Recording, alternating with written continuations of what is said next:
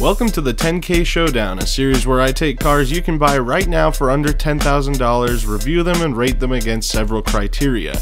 In this installment, an R32 Nissan Skyline.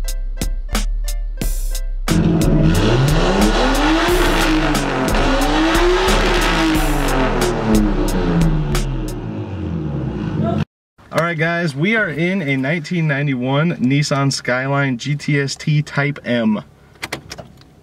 Let's hear it, maybe. Is the fan on? Yeah. Okay. Battery drain. Okay.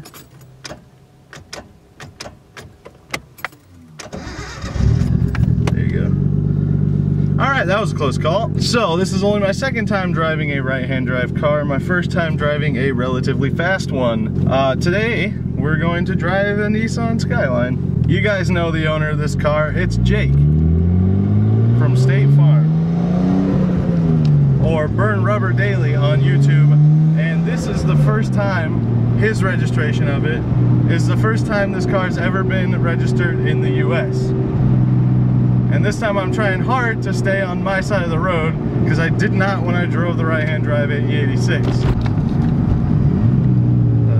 So let's dive right into it. It's not a GTR, like I said, it's a GTS-T, which means it has the Nissan RB20 DET single turbo 2-liter 6-cylinder. Now, the smaller displacement and lack of a second turbo is something to be sad about, sort of, but it still sounds awesome.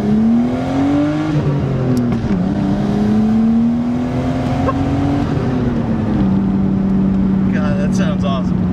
So this one does not have a medium-sized seat, so yes, I actually fit inside it, which is pretty pleasant. And it's got a stage 2 clutch, which I'm kind of struggling with, but we'll be all right. And it seems to have a block-off plate, as you can hear, or like a recirc valve delete maybe. It's definitely chattering a lot. So we're a little bit lower than a stock GTS-T, a lot bouncier of a ride because we're on stance R coilovers. And it does have all the typical GTS-T GTR mods. It's got the spoiler that you guys saw, it's got the GTR seats, and it's got a GTR cluster, which someone did not situate the speedometer cable with. So if a cop asks you, son, do you know how fast you were going when you drive this particular Skyline, you can say no.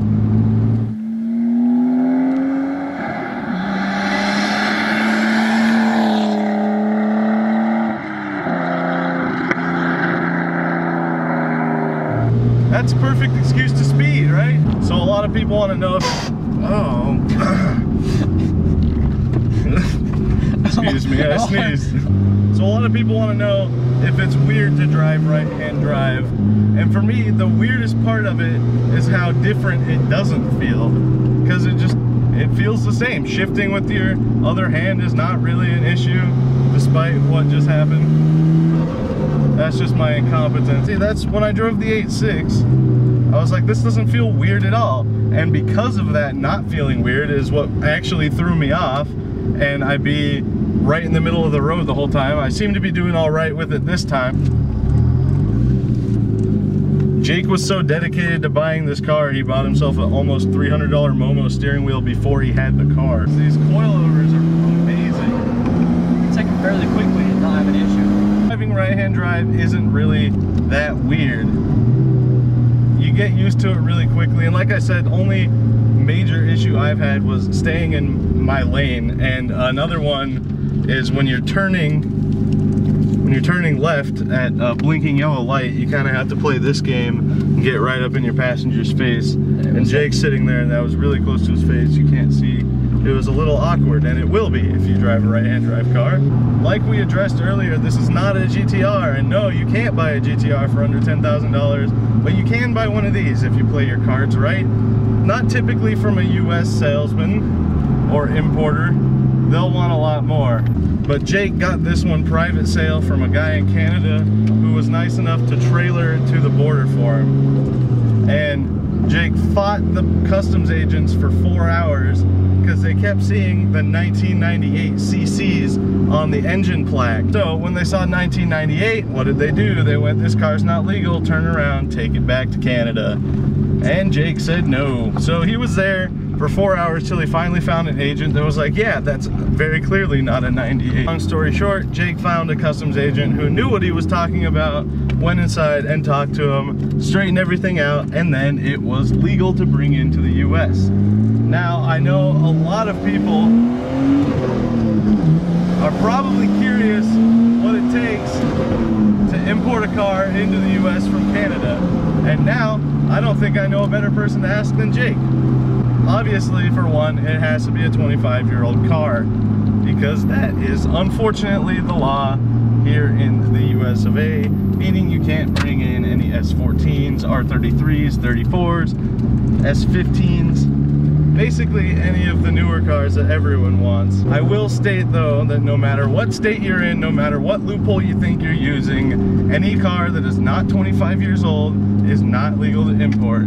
Your neighbor with the S15 Sylvia that said it's a special edition, it's here on show and display, that's not the case. It is not a legal car. And I know there's gonna be people in the comments talking about it, telling me I'm wrong. I am not. It's not a legal car. Until someone can definitively prove me wrong, I'm standing my ground on this one, guys. Sorry. That's what. Stage 2 clutch, ladies and gentlemen. It's not like an unsprung 6-pug. Like, those are a pain in the ass, but this one definitely takes some getting used to. Yeah, obviously you're gonna need to work out a price with the seller and yada yada yada. You're gonna have to get yourself a car, work out a price with the seller, and figure out a way to get it to the US border, which is where the harder stuff starts. If you don't have any definitive proof that the car is 25 years old, or any proof that the VIN that's on the car is actually the car's VIN, the title, the documentation to prove it, which you can get VIN checks and stuff online like that, which is a very good idea. The more documentation you have to prove that it's a legal car, the better. Because according to Jake, I've never talked to anyone else who's actually done it, but in Jake's instance, they fought him the whole ride. They did not want him to bring this car into the US. They asked him why he needed it. They told him that his title was falsified. They told him that the VIN check paper didn't mean anything to them, and that he was gonna have to take it back and that he couldn't import it. Bring as much firepower as you can, proving that the car you bought is indeed legal, because I don't know what you would do in the situation where they all shut you down. Because according to US law, it's legal to bring in, which is confusing. I don't know what I'd do. I told Jake it's a good thing he's a patient person, because I would have started screaming back and I would have been an asshole. And if I was buying it, it probably wouldn't be here, because I would not be nice to the Border Patrol people. And then another thing to talk about with the Skyline, this car is one hell of an attention magnet. It does not matter where you go, you could be going somewhere that's not even slightly car related, and someone will hit you up and be like, holy hell, that's a Skyline. Is it a GTR? Is it fast? Can I sit in it? Can I drive it? And once again, it's a good thing Jake's a patient person, because the day he brought this back, he took it downtown to the cruise. I did a video about it. It's just basically a big car meet in downtown Boise. And he turned around and some kids had popped the hood and were looking at his engine. Jake's a nice guy. Jake will just tell him to go away or tell him that that's not cool. I would have beat some ass. No matter if it's a Skyline or it's my Miata. It doesn't, you can't just touch people's stuff. And that's the weird part, is with Skylines, all bets seem to be off and everyone just says, F the rules, I'll do whatever I want. Because our friend Devin had an R32 GTS-T as well, and we were at a car meet, and some kid just opened the door and was ready to sit in it, with Devin standing 5 feet from the car. Hadn't asked permission, hadn't asked who owned it, nothing. Just walked over and opened the door. So here's a tip to you kids. If you see a Skyline and you're excited about it, don't touch it. Not everyone's gonna be as nice as me. I feel like that is pretty self-explanatory, and you should be able to figure that out on your own. But yeah, don't touch it. It's not yours. Unless it is yours, touch the hell out of it. We were gonna get some sick drone footage, but Jake's Mavic decided today was the day it just didn't want to work. Sounds so good in the high RPMs. Oh my god. Out of a 2-liter. Oh my god, that is fantastic. Responsive. So specs, sorry I didn't even get to them earlier. It's a stock RB20 DET on the stock T25 turbo, and you can feel after about 5,500 RPM it kind of starts giving up. It's running out of efficiency. But Jake has some plans for this car, and if you're not subscribed to Jake's channel already, which you should be, you should be. It's here in the top right. Burn Rubber Daily. I will also put it in the pinned comment. I guess I shouldn't say it's an all-stock RB20 DET because it's got a Pexi intake and a Mishimoto intercooler and a bunch of other stuff. Huh? Mishimoto radiator. Oh, Mishimoto radiator, a Pexi intercooler? Pexi inter. Okay. Gotcha. Turbo timer. Oh yeah, it's got a turbo timer, which is weird. First time I saw, I have a buddy with an STI with a turbo timer on it. His key was in his hand. I was like, what the hell is going on? Press that. What the hell, dude? It's got folding mirrors. Power folding mirrors. Damn, dude. Skylines are on top of it. Overall, the Skyline's a super fun car to drive. I think it's gonna rate pretty high up there in terms of scores. Really fun car. And I gotta say, while I do understand the hype, I still don't think I could tolerate all the people never ending. Is that a GTR? Is that a Skyline? I just can't handle it. It's a really cool car and I love driving them, but for the price that people want for them and for the power they output, I just couldn't justify it. I did. That's just me, and now we'll cut to voiceover me rating the Skyline as I did with the other $10,000 cars. Peace out.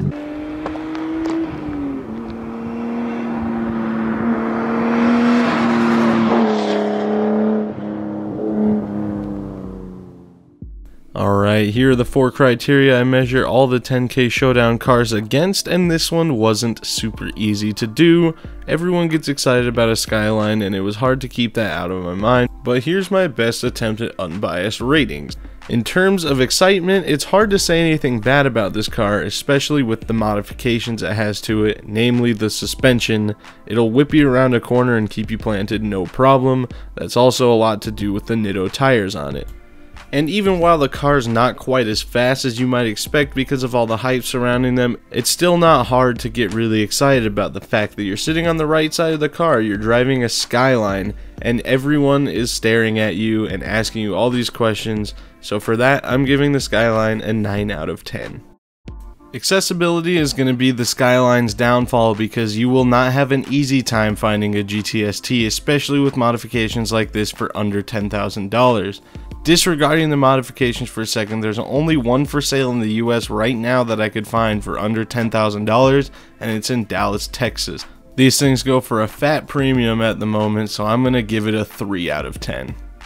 As for usability, the Skyline only has 2 doors and the back seats are pretty much non-existent, just like any other Japanese 2-door sports car, but the trunk is fairly large, and while the back seats aren't useful for storing people, they can do quite well at storing anything else, like groceries and whatever else you need to tote around, so I'm gonna give it a 7 out of 10. Finally, I'm sure you already know what the street cred score is going to be, because as we covered, it's a Skyline, and there isn't a person that knows anything about it that isn't excited to see it driving down the street, especially in a place like the US, where they're only just now becoming legal to import. This car gets an easy 10 out of 10. That brings the Skyline's grand total to 29, leaving it just 1 point shy of our current leader, the AE86. Now, that definitely doesn't mean the AE86 is overall a better or more preferred car. Given the choice between a right-hand drive 8.6 and the Skyline, I'm going to take the Skyline all day long. I'm going to assume you probably would too, but maybe I'm wrong. Tell me in the comments which you would prefer to have, and also let me know what you think of my ratings and what you would have rated the Skyline. For now, that's going to be it for this installment of the 10k Showdown, and I hope you enjoyed watching it. Don't forget you only have 9 days left to buy your sports car t-shirt at teespring.com/sportscars. It'll be in the top right. Also, don't forget to follow me on Instagram and add me on Snapchat at BigB1011 and submit your entries for Car the Video to curseforeverhelp@gmail.com. We will see you guys in the next video. Peace out.